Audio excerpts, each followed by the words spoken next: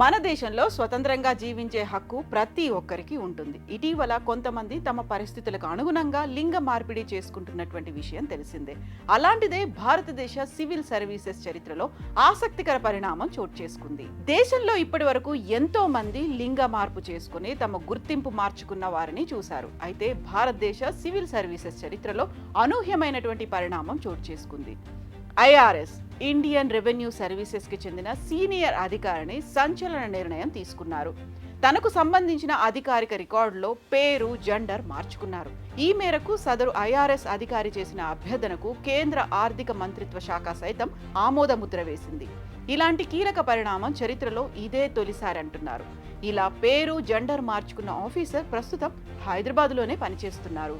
Indian revenue services లో పనిచేస్తున్న మహిళా అధికారి తన పేరు, జెండర్ మార్చుకున్నారు. ఒక ఐఆర్ఎస్ ఆఫీసర్ ఇలా పేరు మార్చుకోవడం, జెండర్ మార్చుకోవడం దేశ చరిత్రలో ఇదే తొలిసారి. ఇన్నాళ్లు స్త్రీగా ఉన్న ఇక నుంచి పురుషుడి హోదాలో కనిపించనున్నారు. హైదరాబాద్లోని customs, excise, service tax appellate tribunal chief commissioner ఆఫీసులో జాయింట్ కమిషనర్ గా పనిచేస్తున్న అనసూయ ఇప్పుడు ఎం అనుకతీర్ సూర్యగా మారిపోయారు. ఇన్నాళ్లు స్త్రీగా ఉన్న అనుకతీర్ను ఇక నుంచి పురుషుడిగా ప్రభుత్వం పరిగణించనుంది.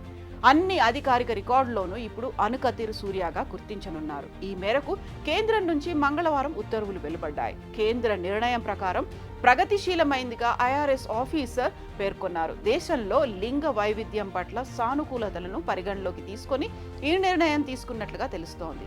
ఇక ఎం అనుకతీర్ సూర్య విషయానికి వస్తే 2013 బ్యాచ్ కు చెందిన ఇండియన్ రెవెన్యూ సర్వీసెస్ అధికారి ఎం అనసూయ 2018లో డిప్యూటీ కమిషనర్ గా ప్రమోషన్ పొందారు. గత ఏడాది నుంచి హైదరాబాద్ లో బాధ్యతలు నిర్వహిస్తున్నారు. చెన్నైలోని మద్రాస్ ఇన్స్టిట్యూట్ ఆఫ్ టెక్నాలజీలో ఎలక్ట్రానిక్ అండ్ కమ్యూనికేషన్స్ లో బ్యాచిలర్ డిగ్రీ చదివారు. భోపాల్లోని నేషనల్ లా ఇన్స్టిట్యూట్ యూనివర్సిటీలో 2023లో cyber law and cyber forensic లో పీజీ డిప్లొమా చేశారు. ఈ ఆర్డర్ పై సీనియర్ ఐఆర్ఎస్ అధికారులు స్పందిస్తూ ప్రోగ్రెసివ్ చర్యగా ప్రశంసించారు. ఈ అంశం ప్రభుత్వ పాత్రల్లో జెండర్ చేరిక, గుర్తింపు కోసం చారిత్రాత్మక ఉదాహరణగా నిలుస్తుందని అన్నారు.